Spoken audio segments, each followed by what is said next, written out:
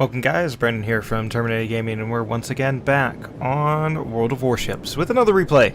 So today we are playing in the OrKan. OrKan. I'm going to call it the OrKan because it can do a lot of things. So the OrKan is a Tier 8 Premium Pan-European DD. Of course, being Pan-European, gets no smokescreen. The OrKan speciality is the fact that it only has 4 torpedoes in total in one launcher. That I think it's like a 68-second reload that I have on mine. Yeah, great little ship. We are on the Shards domination map. And of course, everybody is honking their horns.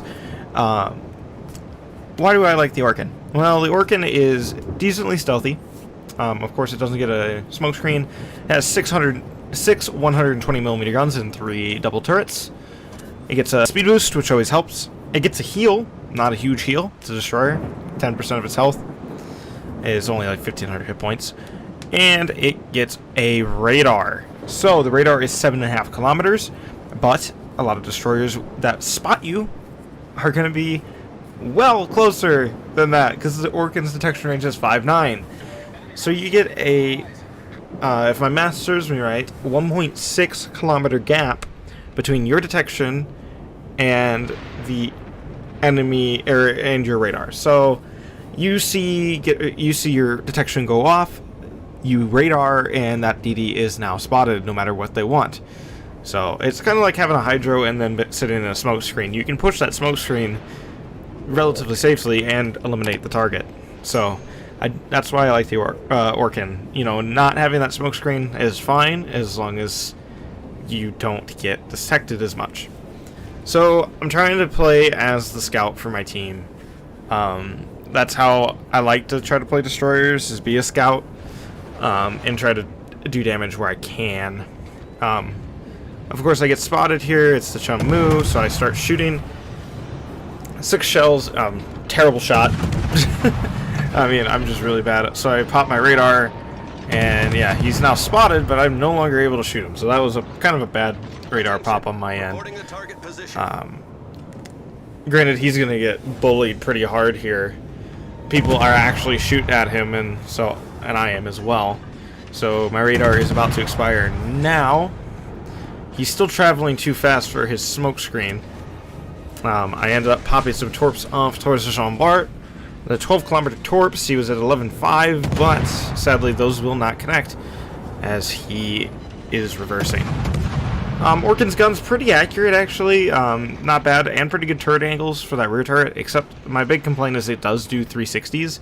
So there will be times where you can see the third turret actually is pointing straight at that target, but it actually can't hit because it can't shoot through your ship. This is kind of a risky play. I'm sitting here and I'm going to start trying to shoot this Montana a little bit. Hey, but you gotta risk it for the biscuit, so they would say.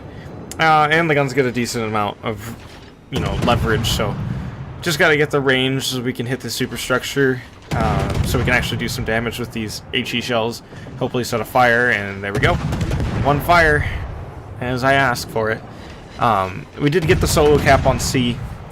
That's automatically a lot of experience for this game already. Just being able to solo cap this and being a utility to our team is kind of the goal here. With that smoke screen between me and the Montana, I'm not spotting him, he's not spotting me, but I can put a few more shots in on him. And then now I'm trying to not be stupid and try to get off of this island here and figure out where I want to go. So right now there's an enemy Edinburgh around the corner. And if you've watched any of my British light cruiser videos, you'll understand how much I love the British light cruisers because they are good against every ship type.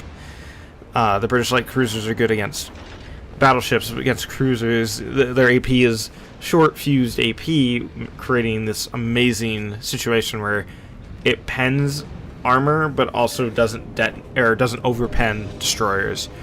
The British light cruisers are one of the most dangerous things against a DD because the fact they don't overpen. So I'm coming up here. The Edinburgh pops smoke, and I'm going to pop my radar to spot him and try to get some torpedoes into his smoke screen here.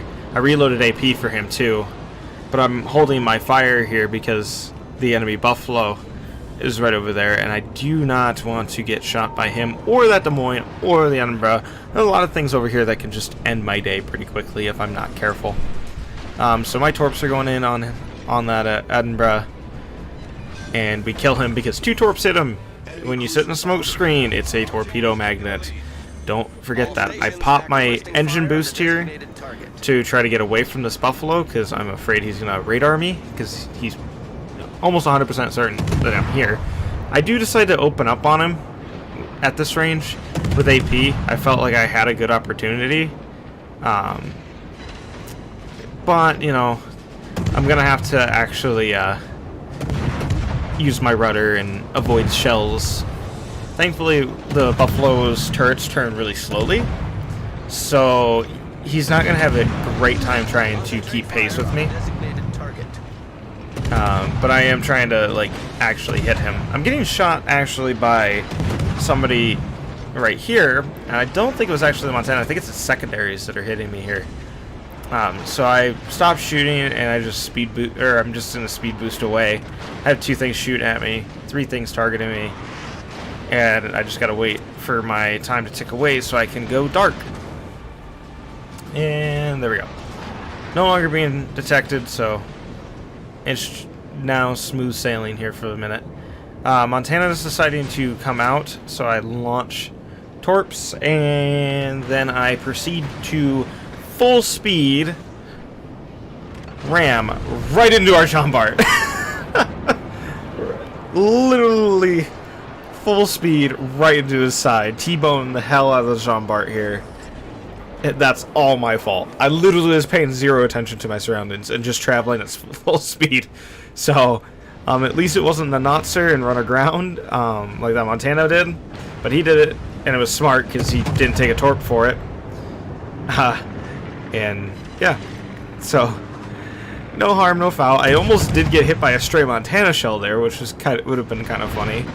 But we get a few more shells in on the Montana.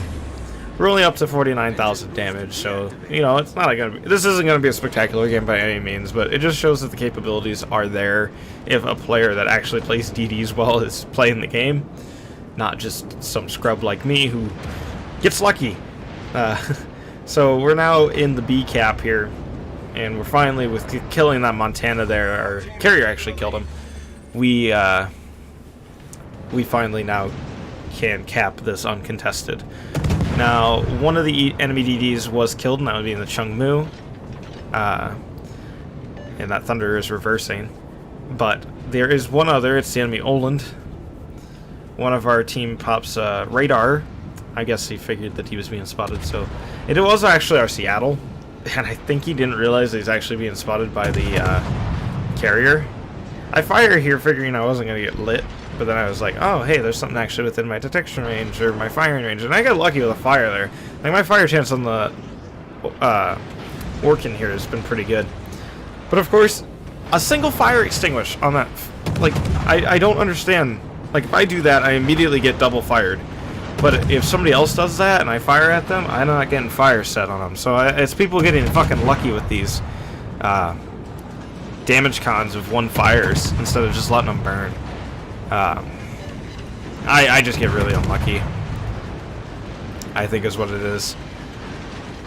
The cap keeps getting reset because the other people in the cap are, well, it's me and the Jean Bart. The Jean Bart keeps getting reset because, you know, he's in the middle of the cap, he's the only thing that they see, so the cap keeps getting reset. I'm the one that's actually holding the most points, and so any second now, yep, that's another solo cap. Even though a friendly was in the cap, he held 0 cap points. Here I'm sitting here waiting for this Lexington to actually bring those planes within the spotting range of my ship, but I just skirted. Like, I am just skirting here. He could literally just turn those just to the left and he would find me. I'm tempted here to go around this corner with my torpedoes and try to hit the Thunderer, is what I'm thinking about doing, and I'm like, well, that Thunder is really close, and what do Thunderers usually fire? HE, so I kind of abort this plan I mean, I'm still gonna try it. Like, I'm moving in a way to try it if it's there, but it's not. He's not spotted, so I'm like, what's going on here? And then I noticed that the cap's being changed over, so that means there's somebody in the cap, which I immediately think is the Thunderer. But then I was like, well, the Thunderer doesn't move that fast. The Thunderer is not a fast ship by any means, and then there's the enemy Des Moines over there. I'm telling people to target him because he is a radar cruiser, and I'm now within his radar range, if he were to so choose to radar me. And so I start pushing back this way to have an island in between me and the Thunderer, and then I was like, well, the Thunderer is on the outside of the cap. So this is the enemy DD that's in this cap. And once again, the Lexington's planes are out and about, but he's just going to skirt them away from me. And here I get spotted, and there's the enemy Oldland. So I just immediately start shooting at him, and of course I'm really bad shot, so I get one hit. But I immediately have more than just one person targeting me, more than just that Oldland. So, thankfully the OrKan is really good at dishing out shell damage, with its a large amount of guns. And I'm just sitting here, it's like, oh, I can maybe torp this guy. But I do have some extra support. I'm thinking he's going to turn to torp me here, or ram me, one of the two. But I'm able to kill him before those shells land. And nuked by the Thunderer. So it's like it's a short-lived game for me. But I felt like I did a good enough part for my team here. I don't remember if I actually stayed for this match. I guess I didn't know if it just suddenly ends. But I didn't expect this to necessarily be a win right off the bat. But then I was pleasantly surprised when it was a win. Because the team, it's a close. I mean, there's 100,000 hit point difference, but it's still a fairly close game if you really look at it. I mean, there's also a 300 point differential, but they have 2 caps to our 1.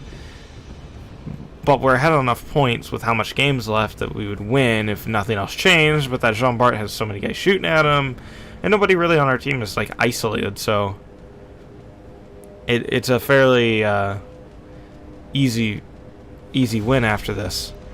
So I'm not gonna bore you with watching the rest of this replay. We'll just go right into the post-battle result. Maybe. All right. As soon as the thing loads up.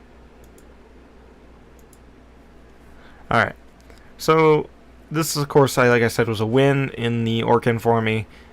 Only 66,000 damage. I'm not saying this is like an exceptionally great game.